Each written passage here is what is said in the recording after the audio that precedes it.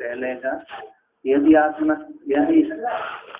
आत्मन चैतन्यम ही स्वाभाविकम स्थान्तरम न तर्हि तद्वद एवं एव तम व्यभिचरितुम अर्हति व्यभिचरति च आत्मानं स्थान्तरम कर्मात्माभ्याम तस्य त्रिस्थानत्वाद असत् तद व्यतिरिक्तम आत्मा सिद्ध। यहाँ पर वर्णन किया था यदि आत्मा का चैतन्य के समान स्वाभाविक स्थान्तरय होते, जैसे आत्मा का जैसे आत्मा का चैतन्य स्वभाव है ना, आत्मा को कहते हैं चैतन्य स्वभाव है और चैतन्य स्वभाव उसका कभी नष्ट नहीं होता, तो होता है नहीं होता। उसी प्रकार स्थान्तरय भी चेतन स्वभाव के समान यदि आत्मा के होते तो उनका व्यभिचार कभी भी नहीं होता, किंतु आत्मा के चेतन के स्वभाव के समान आत्मा का स्थान्तरय नहीं है, इसलिए व्यभिचार होता है।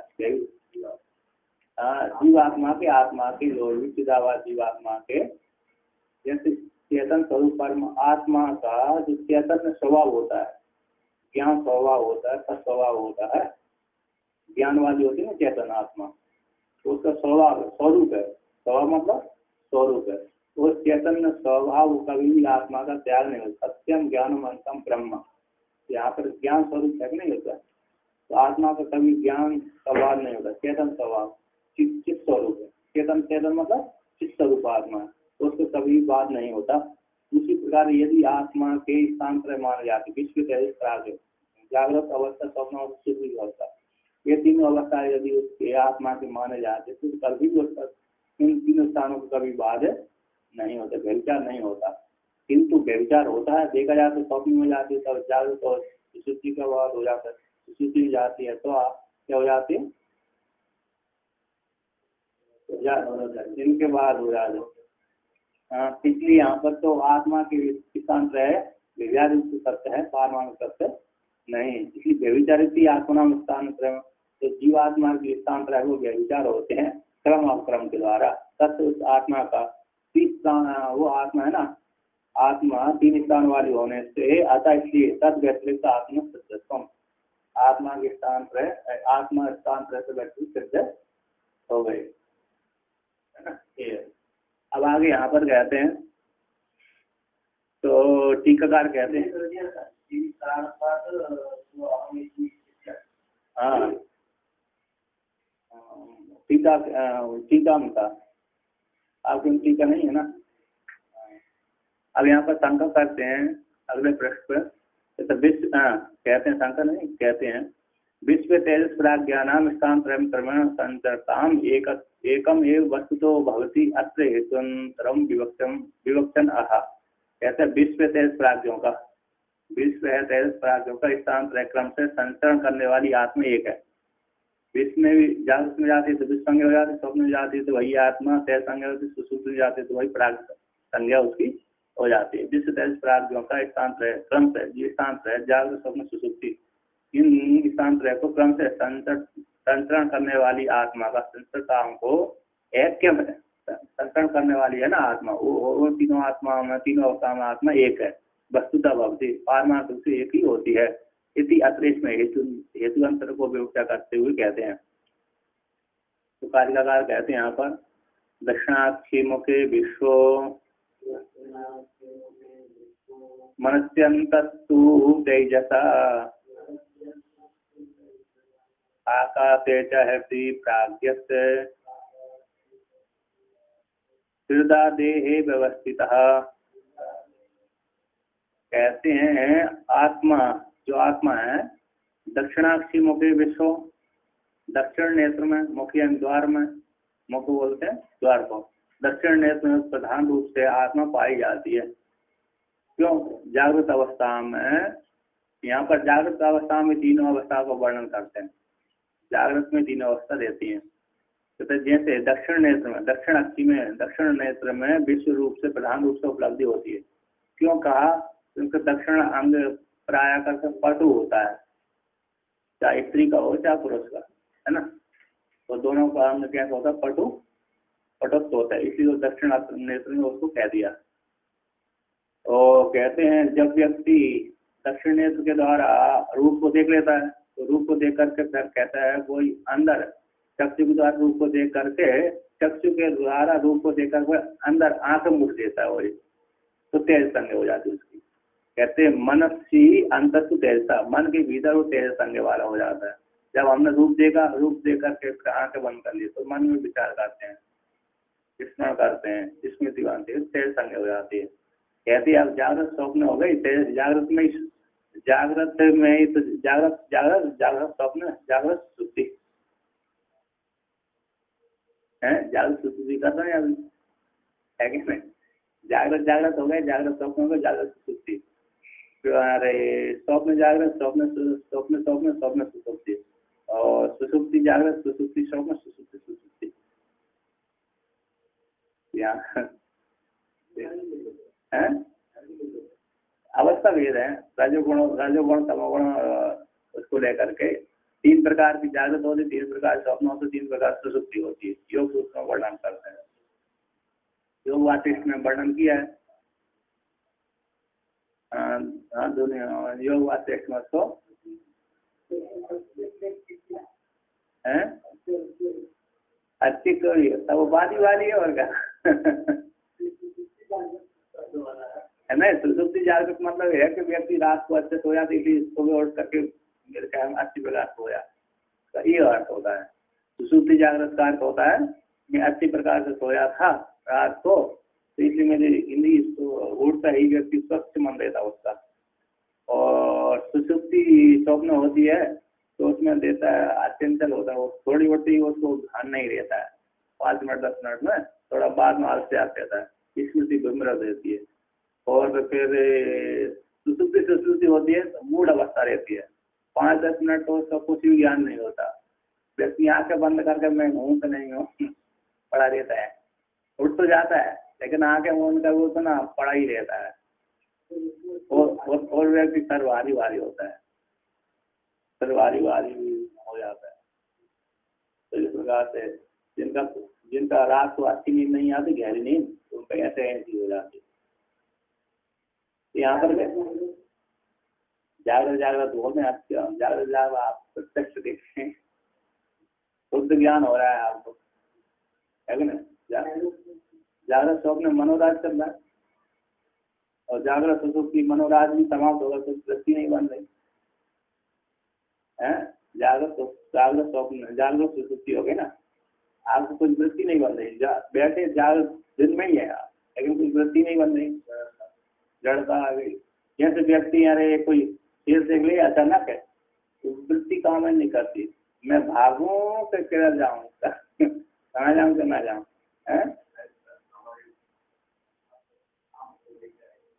हाँ और क्या नहीं भाग सकता है, नहीं चल सकता है,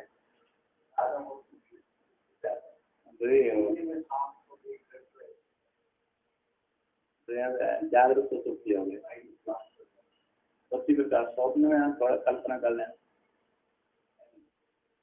तो यहाँ पर कहते हैं मन के भीतर गया तो तेजस हो गया, तो आकाश से हृदय प्राग्ञ, हृदय रूप बुद्धि रूप वहां में जो आकाश है उसमें प्राग्ञ हो जाता है। बोल जब व्यक्ति स्वप्न जागृत अवस्था में जब कुछ विचार नहीं होता तो प्राज्ञावस्था अथवा संपूर्ण जागृत स्वप्न के जितने भी थे वो सारे लीन हो जाते हैं, अविद्या में लीन हो जाता है, अविद्या में लीन हो जाते हैं, अर्थात हमारी दृष्टि बनना बंद हो जाती है। कुछ ऐसा दृश्य देख करके, कुछ ऐसे दृश्य देख करके हो जाता है, दृष्टि बन जाती है। चाहे व्यक्ति बहुत आनंद विभोर हो गया तो आनंद विभोर हो जाने से व्यक्ति कुछ भी सूझ नहीं पड़ता। एक तो खतरनाक दृश्य देख करके व्यक्ति को ऐसे कुछ वृत्ति नहीं बनती, एक आनंद विभोर हो जाते तो कोई वृत्ति काम नहीं करती, वहां पर होता है ना। तो उसमें तो ऐसी हृदय आकाश में जाकर के कोई व्यक्ति कौन है सुसुप्त प्राप्त कराता है। श्रद्धा देह व्यवस्थिता, इसी शरीर में जागृत अवस्था में ही 3 प्रकार से व्यवस्थित हो जाता है। देह शरीर में 3 प्रकार से व्यवस्थित हो जाता है जागृत अवस्था में ही। पंचदशिकार कहते हैं इसको, नेत्रे जागरणम, कंठे स्वप्नम, सुप्ति हृदयम भुजे, आपागमस्तकम देहम व्याप्य जागृति चेतना। ऐसे पंचदशिकार में 11वीं प्रकरण के 19 में कहा है। नेत्र में जागृत अवस्था में नेत्र में रहता है, कंठ स्वप्न अवस्था में कंठ में रहता है, सुसुप्ति में हृदय में, सुसुप्ति अवस्था में हृदय में रहता है। और आपातमस्तकम देहम व्यापम जागृति चेतना, पेड़ से लेकर मस्तक पर्यंत व्याप्त करके चेतना रहती है दिन में।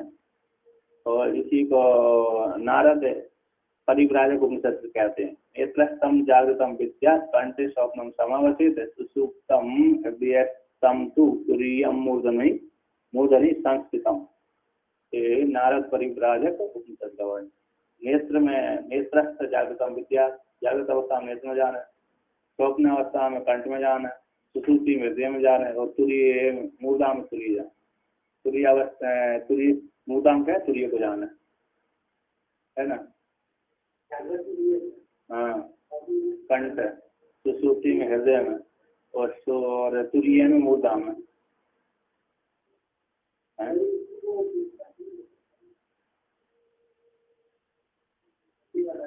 हाँ, अरे वो मेरे बोला था, मैं तुमको एक बोल रही वो वहाँ का एक है ना, वो एक बोल के आया था, क्या नाम उसका, जो कुंभ ऋषि ने, मतलब अगस्त ऋषि ने एक साड़ी लिखी है वहाँ पर,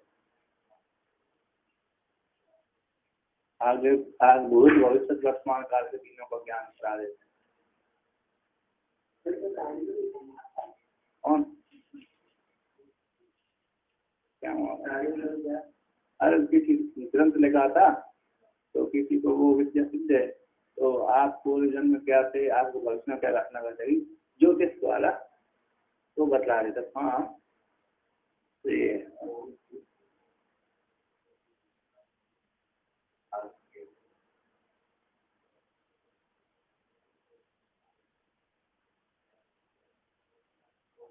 ग्रंथ को लेकर के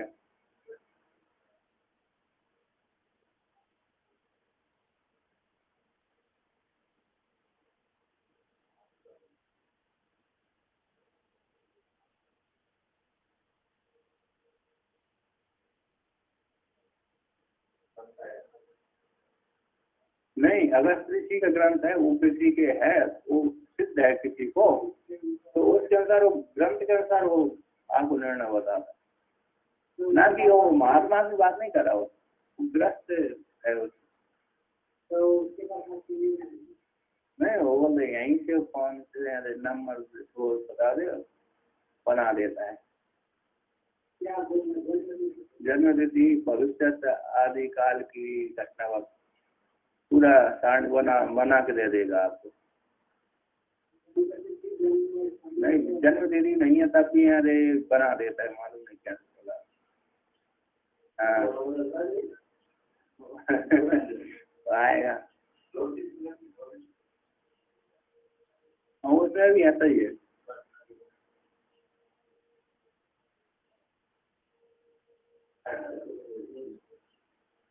तो यहाँ पर कहते हैं, देखिए श्लोक से तात्पर्य संग्रहणार्थी श्लोक की तात्पर्य संग्रहण करते हैं।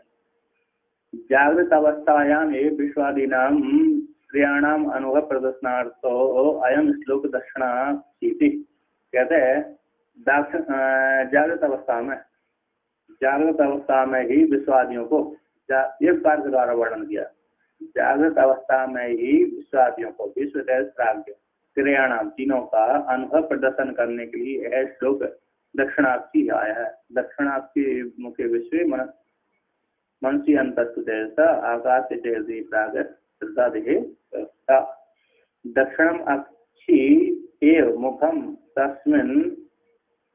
तस्मिन् प्राधान्य दृष्टा स्थूलानाम विश्व अनुभूयते। तो यहाँ पर कहते हैं प्राधान्य है ना, दक्षिण कहते हैं दक्षिण नेत्र में ही, दक्षिण अक्षी में ही, दक्षिण नेत्र में ही, दक्षिण अक्षी मुखम, दक्षिण मुख है प्रधान द्वार, दक्षिण उसमें ही, दक्षिण अक्षी ही मुख है। क्या है? दक्षिण अक्षीय नेत्र ही मुख है, तस्मिन् उस मुख में नेत्र में प्रधान रूप से दृष्टा स्थूल आदि नाम, स्थूला नाम है ना, स्थूल आदि पदार्थ का नाम, स्थूल आदि पदार्थों का विश्व अनुभव है। तो विश्व स्थूल आदि पदार्थ को भोग करने वाले को क्या बोलते हैं? विश्व संज्ञा उसकी हो जाती है। अब इसको टीकाकार कहते हैं। कहते हैं ना च एकस्याम अवस्थायाम एकस्मिन् एव देहे भिन्नत्वम आत्मानस्य तद्वादिभिर अपि ईष्यते। कहते हैं ना च एकस्याम अवस्थायाम, एक ही अवस्था में, एकस्मिन् देह में, एक ही अवस्था में और एकस्मिन् देह में ही भिन्नत्वम आत्मा भिन्नत्व है, ऐसा वादियों के द्वारा भी नहीं स्वीकार की जाती। एक ही अवस्था में एक ही शरीर में भिन्न भिन्न आत्मा है, ऐसी वादियों के द्वारा भी स्वीकार नहीं की जाती, है ना। एक ही अवस्था में, एक ही अवस्था में, एक क्षण, बहुत भी वहां पर एक क्षण में एक ही आत्मा, उस क्षण नष्ट हो जाती है। एक ही क्षण बोलना, एक ही क्षण बोल दिया यहाँ पर, एक अत्यम अवस्था में, एक ही अवस्था में आत्मा है ना, उनकी प्रज्ञान बुद्धि आत्मा है। नहीं, आत्मा को मानते हैं लेकिन क्षण का आत्मा मानते हैं। वो विज्ञान को या प्रज्ञान को आत्मा मानते हैं, बुद्धि को आत्मा मानते हैं। उनका एक शून्य को आत्मा मानता है, एक बुद्धि को आत्मा मानता है, लेकिन क्षणक मानते हैं। उनकी आत्मा वो ही है, बुद्धि आत्मा है। विनाश की मानती है, लेकिन जब मेरे ज्ञान होने के बाद विनाश हो जाता है, क्षण क्षण है, शरीर छूट गया तो विनाश हो गया। जब तक तो जब जिस शरीर में आप रह रहे हैं उस शरीर में क्षण उत्पन्न होती, क्षण मरती हो, ये है ना। उनके से जैसे हमारे वृत्ति क्षण उत्पन्न होती नष्ट होती रहती, उसी प्रकार चित्त वृत्ति के समान उनकी आत्मा उत्पन्न होती नष्ट होती।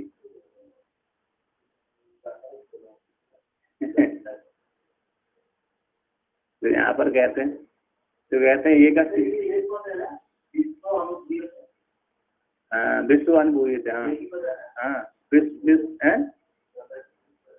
हाँ तो ठीक है, विश्व अनुभूति अलग तो है, ठीक है।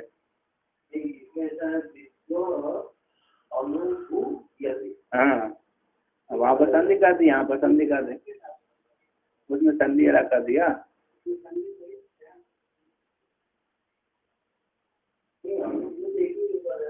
अनु उपसर्ग भू धातु है, भूयते बस।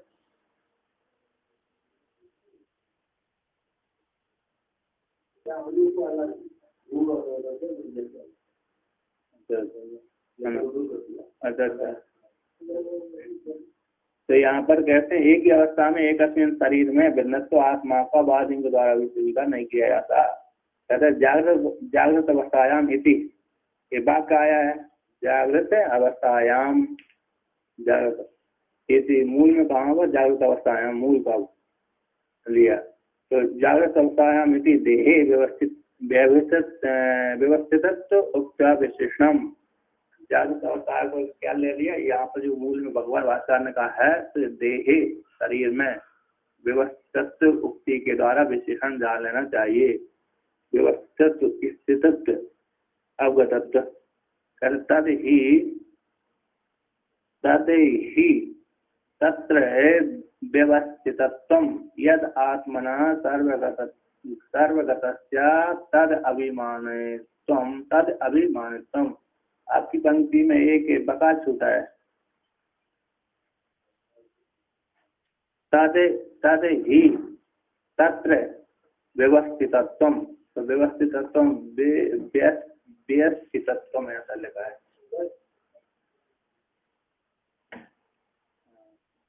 तो यहाँ पर कहते हैं हियन क्योंकि तद है ना, तद है तत्र जागृत अवस्था में, विराट तद उस जागृत अवस्था में, उस शरीर में व्यवस्थितत्वम जो व्यवस्थित है शरीर में, है ना, व्यवस्थितत्वम विराट विभक्त रूप से स्थित रहता है। यह आत्मा का सर्वगतत्वम, ऐसे जो आत्मा का है सर्वगतत्व है, सर्वगत आत्मा का तद अभिमानित्वम, में जागृत अवस्था में वो विराट रूप से अभिमान करने वाला है। क्योंकि तत्व है, यहाँ पर जागृत अवस्था में देह में उक्ति के द्वारा विश्लेषण जान लेना चाहिए। क्योंकि तत्व है, तद यानी तत्व वहाँ पर जागृत अवस्था में जो व्यवस्थित रूप आत्मा व्यवस्थित विभक्त रूप से स्थित रहता है। कौन? विश्व रहता है ना। जागृत अवस्था में कौन रहता है? विश्व रहता है। ऐसा व्यवस्थित आत्मा सर्वगत आत्मा का जो विराट रूप से व्यवस्थित विभक्त रहता है। विश्व विराट तद अभिमानी, जागृत अवस्था में अभिमान करने वाले चेतन अभिमानी आत्मा को क्या कहते हैं? विराट कहते हैं। आत्मा का जो जागृत अवस्था वो विश्व है। कहते देह विश्व संज्ञा हो गई, जागृत अवस्था हो गई। देह अभिमान से जागृत परम संभवती, देह में अभिमान करने वाले चेतन जीवात्मा का, देह में अभिमान करने वाले चेतन जीवात्मा का, है ना, देह में, यहाँ पर कहते आत्मा, सर्वगत आत्मा का तद शरीर में अभिमानित रूप से व्यवस्थित विराट आत्मा व्यवस्थित रहता है। कहते देह में अभिमान करने वाले जीवात्मा का जागृत अवस्था में परम संभवती, पर रूप से रहते हैं, उससे देह से पृथक ही है वो। जागृत अवस्था, देह में अभिमान करने वाली आत्मा का जागृत अवस्था में परम श्रेष्ठ संभवती, परम संभवती, यानी उपाधि रूप से स्वीकार किया गया। तेन मुखम, ऐसे तेन तस्याम एव अवस्थायाम एकस्मिन् एव देहे त्रयाणाम अनुभव तेषाम में तो भेदो नास्ति सिद्ध्यति। तेन इसी हेतु से कहते देह में अभिमान करने वाले जीव, देह में अभिमान करने वाले शरीर चेतन जीवात्मा का जागृत अवस्था में श्रेष्ठत्व होता है। तेन इसी हेतु से तस्याम एव अवस्थायाम, उसी अवस्था में एकस्मिन् शरीर में ही, एकस्मिन् देह में, एकस्मिन् शरीर में त्रयाणाम अनुभव, जागृत विश्व तैस्प्राग तीनों का यह अनुभव हो जाने से तेसा उनका परस्पर, तेसा उन आत्माओं का परस्पर भेदो नास्ति सिद्ध्यति, भेद नहीं होता। यहाँ पर कहते ज्ञान को तत्व है तत्र जागृत अवस्था में ना, तो शरीर में व्यवस्थित रूप से जो आत्मा, सर्वगत आत्मा का जो व्यवस्थित की गई है ना, ऐसा वो शरीर में अभिमानित रूप से व्यवस्थित है। सर्वगत आत्मा का तब शरीर में अभिमानित रूप से व्यवस्थित, विश्व तैस प्राग रूप से व्यवस्थित है ना। नहीं, तीनों का लेना, हाँ तीनों को लेना है, क्योंकि तीनों का अंतर्भाव करें जागृत अवस्था में। तो स्वप्न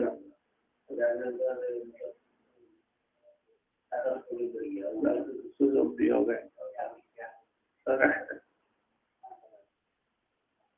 हाँ, और देख रहा है तो विश्व हो गया।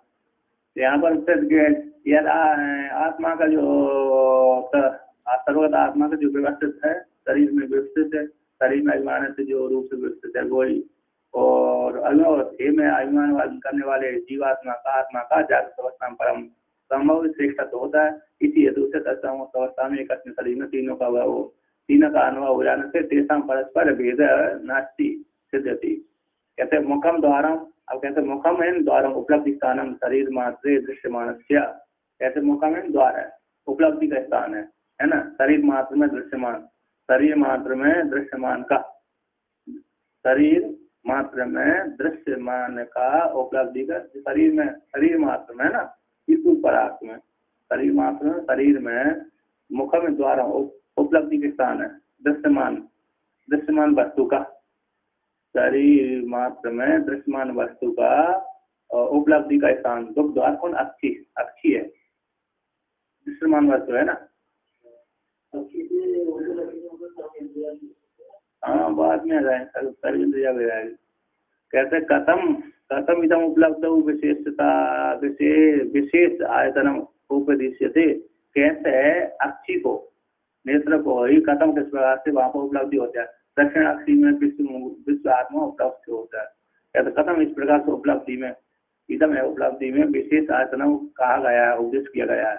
कैसे स्थानांतर की अपेक्षा से अक्ष का प्रधानांतर अन्य स्थानों की अपेक्षा से दक्षिण अंगों में विशेष का नेत्र है ना, नेत्र में पटुता आदि, कोई भी इशारे आदि करने तो दक्षिण नेत्र से इशारे करते हैं, प्राय करते हैं। तो चक्षु का तो स्थानांतर की अपेक्षा से अक्ष चक्षु का तो प्रधान होने से दृष्टा स्तुति पदार्थों को विश्व अनुभव करता है। अनुभूते अधिष्ठान निष्ठा, अनुभूते अधिष्ठान निष्ठों के द्वारा है ना, अनुभूते इनके द्वारा, अनुभूते ध्यान निष्ठा करने वालों के द्वारा, इंद्रियों के द्वारा विश्व अनुभव करता है। अन्य इंद्रियों के द्वारा चक्षु के द्वारा भी देखता है अन्य अन्य अन्य इंद्रियों के द्वारा जो वैसे करता है, अनुभव करता है। उक्त अर्थ में श्रुति को संवाद कहते हैं, उक्त अर्थ श्रुति को देते हैं। तो व्याकरण की श्रुति देते हैं, इंदो हा वै नामा ऐसा यो अयम लक्षणे अक्षन पुरुषा इति श्रुते इंदो दीप्तो वैश्वानरः आदित्य अंतर्गतो वैराजा आत्मा चक्षुषी क्या दृष्टा एका। कहते हैं यहाँ पर इंदो हा वै नामा, इंद नाम वाला आत्मा है, विराट आत्मा, इंद नाम ऐसा, ये अयम दक्षिण अक्षी पुरुषो, दक्षिण नेत्र में जो दिख रहा है पुरुष वो इंद नाम वाला है। इंदी दीप्त धातु से इंद बनता है। ये इंदी कौन सी धातु है? इंदी, इंद धातु। तो इसको टीकाकार क्या कहते हैं? इंदो टीकाकार कहते हैं। तो चरण श्रुति को उदाहरण से उदाहरण श्रुति के तात्पर्य का अर्थ इंद। कहते इंद कौन है ना? इंदो वही नाम ऐसा दक्षिण नेत्र में दिखने वाला इंद नाम वाला वैश्वानर आत्मा है ना, विराट आत्मा है। कहते इंदो किसको बोलते हैं? ना दीप्ति गुण वाला है। इंद कहते ये इंदी धातु से इंद शब्द बना, दीप्ति गुण वाला है, तेजस्व गुण वाला है, वैश्वानर है। इंदो दीप्ति गुण वैश्वानर। आदित्य कहते हैं आदित्य के भीतर गया हुआ है, आदित्य अंतर्गतो विराट आत्मा चक्षुषी क्या दृष्टा एका। आदित्य के अंतर्गत गए हुए जो विराट आत्मा है, यानी आदित्य उस विराट आत्मा की चक्षु अंग है ना, नेत्र है। संपूर्ण सूर्य जो विराट आत्मा है उसकी आदित्य क्या है? चक्षु है। ऐसा जो वैश्वानर रूप आत्मा है, आदित्य के भीतर गया हुआ अंतर्गत वो विराट आत्मा, विराट आत्मा का वैराज आत्मा चक्षुषी, और चक्षु में दृष्टा एक, और चक्षु में जो आदित्य यहाँ पर कहते हैं जो वैश्वानर है, आदित्य के भीतर गया हुआ विराट आत्मा और चक्षु के भीतर गया हुआ जो दृष्टा वो एक ही है। समझ में आए? आदित्य के भीतर गया हुआ जो विराट आत्मा है, वो चक्षु के भीतर गया हुआ जो आत्मा दृष्टा है, वो दोनों एक ही है। अध्यात्म अद्वैत क्या कर दिया? अध्यात्म और अद्वैत में दोनों एक कर दिया, विचिंतन कर दिया। और उसी को टीकाकार कहते हैं यहाँ पर चक्षुषी है ना। कहते हैं विराट आत्मा वैराज्यस्य आत्मनो हो, कहाँ दे दिया? विराज आत्मनो हो यथोक्त गुणवत्ते अपि दृष्टुश्च चाक्षुषस्य किम आयतम इति अपेक्षा, ये आशंका। यहाँ पर तका छूटा हुआ, किम आयतम है ना, आयतम किम आयतम है, आयतम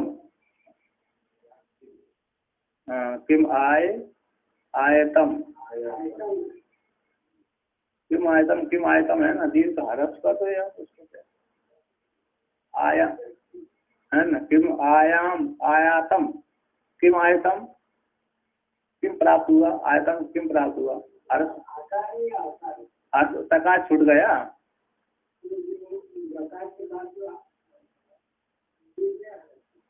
हर्षों को तो कर दो, दीर्घ तो नहीं जरूरत है। किम आयात आयात है ना, आयात होता है कहीं है? आयतम किम प्राप्तम आयातम। यहाँ पर देखिए तो कहते हैं आत्मा का, कहते हैं विराट आत्मा का यथोक्त गुणवत्त स्वीकार कर लेने पर विराट आत्मा का यथोक्त गुणवत्त में दृष्टा चाक्षुष दृष्टा का यथोक्त गुण स्वीकार कर लेने पर और चक्षु में होने वाली दृष्टा का किम आयतम क्या प्राप्त हुआ। कहते ही विराट आत्मा का तो आपने यथोक्त गुण स्वीकार कर लिए, कौन से? इंदो दीप्ति गुण हो वैश्वानरा आदित्य अंतर्गत विराट आत्मा दीप्त गुण वाला है। तो दीप्त गुण वाला वैश्वानर आत्मा विराट आत्मा स्वीकार कर लिया, आदित्य के भीतर गया हुआ विराट आत्मा है, क्योंकि आदित्य भगवान प्रकाश हो रहा है ना, उसी तरह विराट आत्मा ही प्रकाशित हो रहा है, ऐसा स्वीकार कर लिया विराट आत्मा का, तो आपने दीप्ति गुण से विशिष्ट स्वीकार कर लिया। तो और दृष्ट जो दृष्टु चक्षु चक्षु में देखे जाने वाला दृष्टा का किम आयतम क्या प्राप्त हो गया?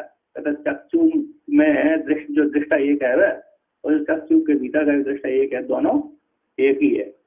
चक्षु के भीतर दृष्टा वो एक ही है, जो आदित्य के भीतर गया हुआ विराट आत्मा है वो चक्षु के भीतर गया वो दृष्टा वो दोनों एक प्राप्त हो गया। तो कहते हैं चक्षुषी इति। अब आगे कहते हैं, उसी को व्याख्यान करते हैं, अध्यात्म आदि देविका और एकत्वाद आदि देविको गुणस् चक्षुषे अपि अध्यात्म के संभवती इति अर्थात अध्यात्म और आदिदेव दोनों का, अध्यात्म और अधिदेविका और अध्यात्म और अधिदेविका दोनों का एकत्व होने से अधिदेविक के गुण चक्षु में भी आध्यात्मिक गुण में आध्यात्मिक चक्षु में भी संभव हो जाते हैं। कारण के गुण कार्य में भी, कारण गुण कार्य आरंभ है ना, कारण गुण कार्य को आरंभ करने वाला, इससे आदित्य में दोनों का एक कर दिया, दोनों का अध्यात्म का दोनों का एक हो जाने से तो जो अधिदेवत के जो गुण है वो अध्यात्म वाले चक्षु आत्मा में प्राप्त हो जाते हैं, संभव हो जाते हैं, संभव थी। अब यहाँ से शंका है ना, शंका लंबी चलेगी, फिर चलो कर लेते हैं पूरी शंका है।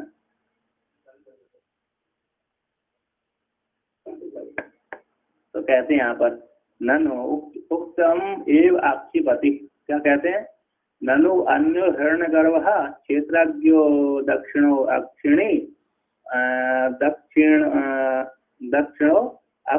अक्षिणोर नियंता दृष्टा चान्य स्वामी। कहते हैं ननु हिरण्यगर्भ अलग है, क्षेत्रज्ञ अलग है। ननु अन्यो हिरण्यगर्भ क्षेत्रज्ञो दक्षिणो अक्षिणोर नियंता दृष्टा चान्यो देह स्वामी।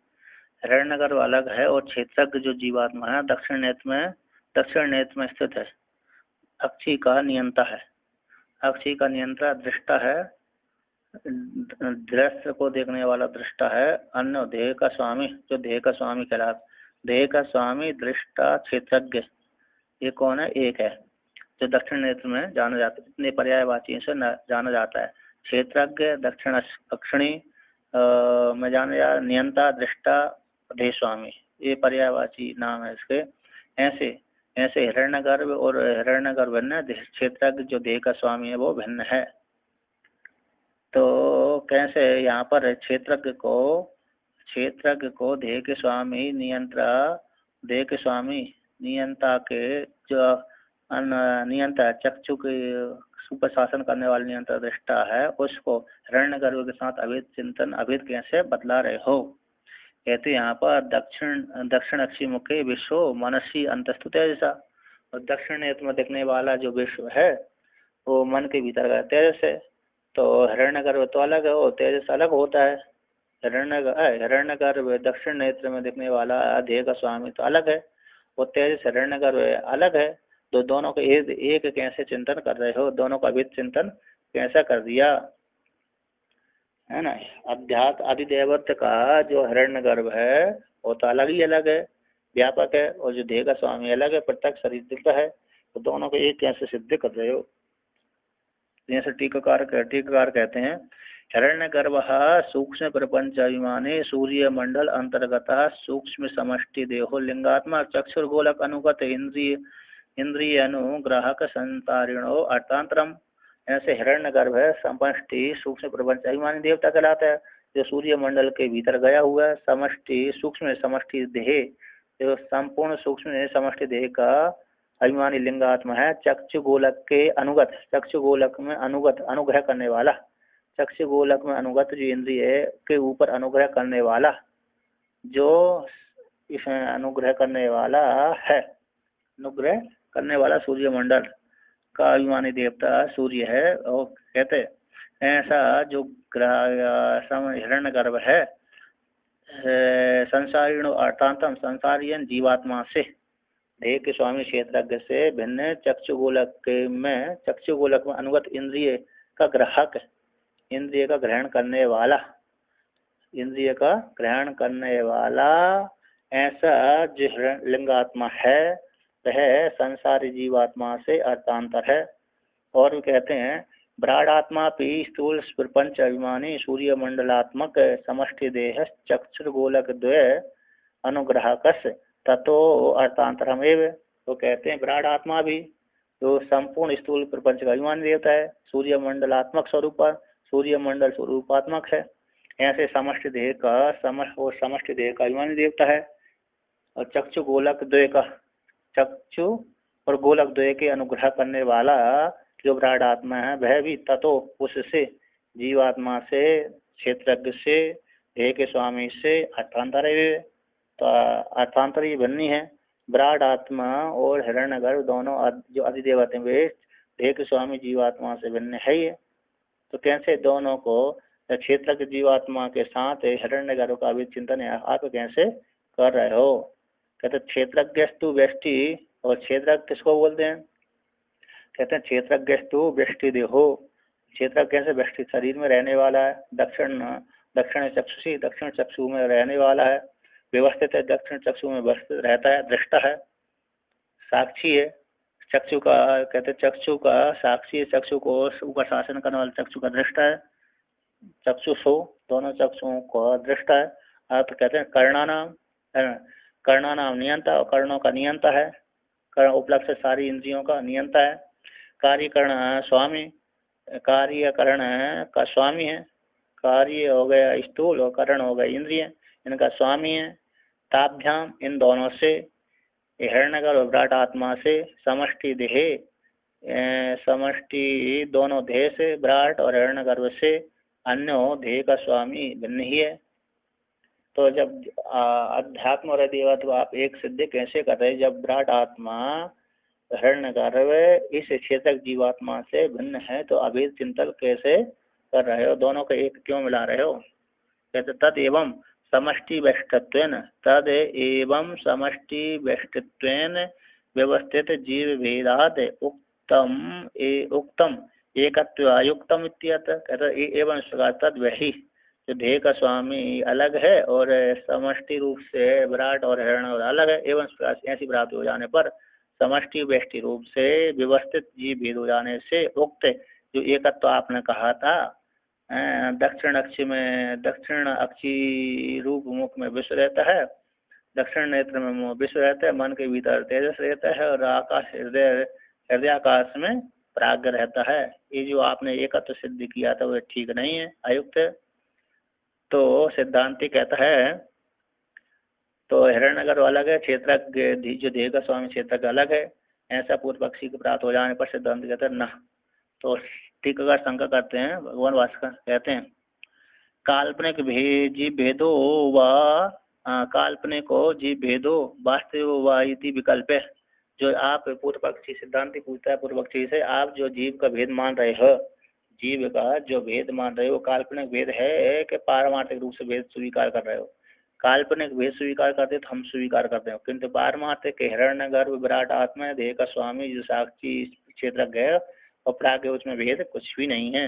काल्पनिक जीव भेद अथवा पारमार्थिक जीव भेद वास्तव में जीव भेद इति विकल्प करके आद्यम अंग करते, आदि को स्वीकार करके द्वितीय दूसरे थे। काल्पनिक जीव भेद तो है, उपाधि को लेकर जीव भेद है, किंतु पारमार्थिक जीव भेद नहीं है। विराट आत्मा हिरण्यगर्भ और प्राज्ञ विश्व, प्राज्ञ है ईश्वर, प्राज्ञ हिरण्यगर्भ विश्व विराट, इनमें भेद नहीं है, किंचित मात्र भेद नहीं है। कहता न, कहता सोतो भेद अनपगवात, सोता तो पारमार्थ से विराट हिरण्यगर्भ और ईश्वर विश्व तेजस प्राज्ञ में भेद बिल्कुल भी नहीं है। जो विश्व है वही तेजस, जो तेजस है वही प्राज्ञ है, जो विश्व है वही विराट है, जो विश्व है वही हिरण्यगर्भ, समष्टि में हिरण्यगर्भ सूक्ष्म शरीर का ईमान देवता है वही। जब स्वप्न में जाता है तो तेजस बन जाता है, समष्टि में हिरण्यगर्भ जाता है वही विश्व ही, जो सुसुप्ति में जाता है तो प्राग संग तो समष्टि में ईश्वर बन जाता है। इसलिए सोता भेद नहीं, एक ही है तीनों अवस्था में विभक्त होता रहता है, जाता रहता है। उसी को श्रुति कहती है एको देवा सर्वभूतेषु गुणा इति श्रुते है, एक ही देवता है, संपूर्ण भूतों में छुपा हुआ है, श्वेताश्वतर उपनिषद की श्रुति कहती है। तो कहते हैं टीकाकार कहते हैं अरे एको ही परो देवा सर्वेषु भूतेषु समष्टित्वेन विष्टत्वञ्च समावृतस्य तिष्ठति इति श्रवणात् वस्तुतो वेदो नास्ति इत्युक्तम हेतुं साधयति। एक ही परमात्मा यानी क्योंकि एक ही जो परो देव है, परमात्मा देव है, संपूर्ण भूतों में समष्टि रूप से व्यष्टि रूप से समावृत होकर रहता है, समावृत संपूर्ण सभी को आवृत करके रहता है। इति श्रवण से वेद के द्वारा श्रवण होने से वस्तु तो पारमार्थ रूप से भेद है, जीवात्मा में भेद नहीं है। इति युक्त करके हेतु को सिद्ध करते हैं, एक ही देव है, संपूर्ण भूतों में छुपा हुआ है। इति श्रुति से स्मृति भी है उसके विषय में, कहते हैं सर्वेषु क्षेत्रेषु व्यवस्थित माम ईश्वरम विद्धि इति, संपूर्ण क्षेत्रों में व्यवस्थित मुझ ईश्वर को तुम जानो। इति भगवान के वचन से भी तात्विक पारमार्थ भेद की सिद्धि नहीं होती। इति इसको लेकर कहते हैं क्षेत्रज्ञम इति, क्षेत्रज्ञम चैति क्षेत्रज्ञम चापि माम विद्धि सर्व क्षेत्रेषु भारत अविभक्तम च भूतेषु विभक्तिमिव च स्थितम इति स्मृति है। कहते हैं हे भारत, ज्ञान में रमण करने वाले भादीप्त रमुक धातु से भारत शब्द बना, ज्ञान में रमण करने वाले को भारत है। भारत क्षेत्रज्ञम चापि माम विद्धि सर्व क्षेत्रेषु, संपूर्ण क्षेत्रों में मुझ ईश्वर को ही तुम क्षेत्रज्ञ जानो। माँ मुझ संपूर्ण क्षेत्रों के मध्य में मुझ ईश्वर रूप ब्रह्म को ही क्षेत्रज्ञ जानो। मामेन मुझ ईश्वर रूप ब्रह्म को ही तुम क्षेत्र संपूर्ण क्षेत्रों में व्यवस्थित प्रत्येक शरीर में विद्यमान जीवात्मा को माम जीवात्मा है, उस जीवात्मा को मुझ परमेश्वर रूप परमात्मा को ही तुम जानो। अतः संपूर्ण शरीर में मैं विद्यमान हूँ। क्षेत्रज्ञम चापि माम क्षेत्र मुझ क्षेत्र को जान, क्षेत्र को ही मुझ ईश्वर को ही तुम जानो। संपूर्ण क्षेत्रों में विद्यमान जो क्षेत्र के वह मैं ही हूँ। अविभक्तम भूतों में विभक्त न होता हुआ था, कहता भूतों में विभक्त न होता हुआ भी विभक्त के समान स्थित रहता हूँ। संपूर्ण भूतों से मैं अलग अलग नहीं रहता, संपूर्ण भूतों में एक प्रत्येक जीवात्मा में मैं ही अवस्थित हूँ, प्रत्येक जीव में ही बना हूँ। पृथक न होता हुआ भी भेद दृष्टि से उपाधि भेद दृष्टि से अलग अलग प्रतीत सा होता हूँ।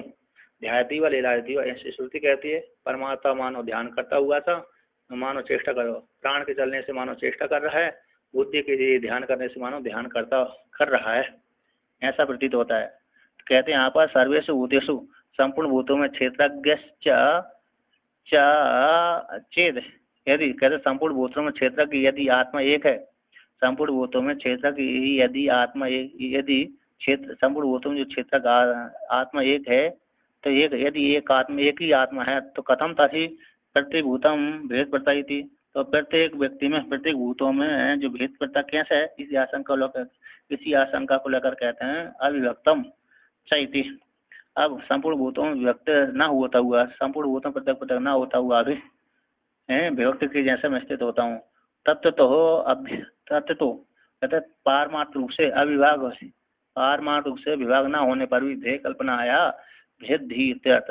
पारमार्थ रूप से भेद का विभाग न होने पर ध्येय कल्पना से भेद की सिद्धि हो जाती है, भेद ज्ञान हो जाता है, कल विधेय की कल्पना से हो जाता है।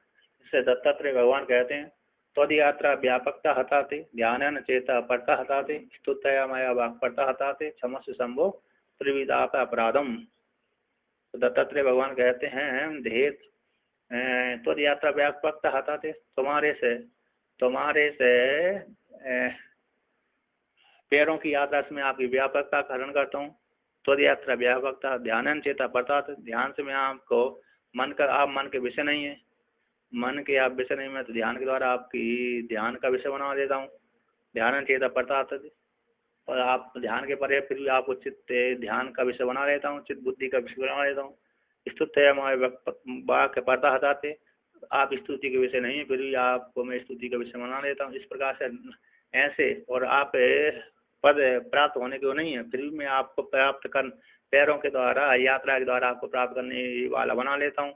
इस प्रकार से जो मेरे 3 अपराध होते हैं वो क्षमा कर देना।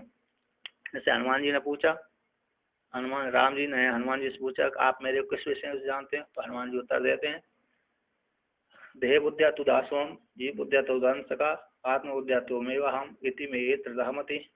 जीव बुद्धि से तो मैं देह बुद्धिया तू दासोम, देह की बुद्धि से मैं तो आप मेरे स्वामी, मैं आपका सेवक हूँ, आप राजा है, मैं आपका सेवक हूँ, प्रजा हूँ। देह बुद्धिया तू दासोम, जीव बुद्धिया तू दंश का, और जीव बुद्धि से मैं तो ईश्वर अंश जीव अविनाशी, ईश्वर अंश जीव अविनाशी, चेतन सहज अमल सुख राशि, अवयवांश जीव लोक जीवभूत सनातना। जीव दृष्टि से तो आप ईश्वर है, मैं आपका अंश हूँ, और आत्मबुद्धि से आत्मविद्या तो मैं वह हूँ, आत्मबुद्धि से तो मैं आप ही मैं हूँ, मैं ही आप हूँ और आप ही मैं हूँ। इस प्रकार से ऐसा हनुमान जी ने राम जी को उत्तर दिया।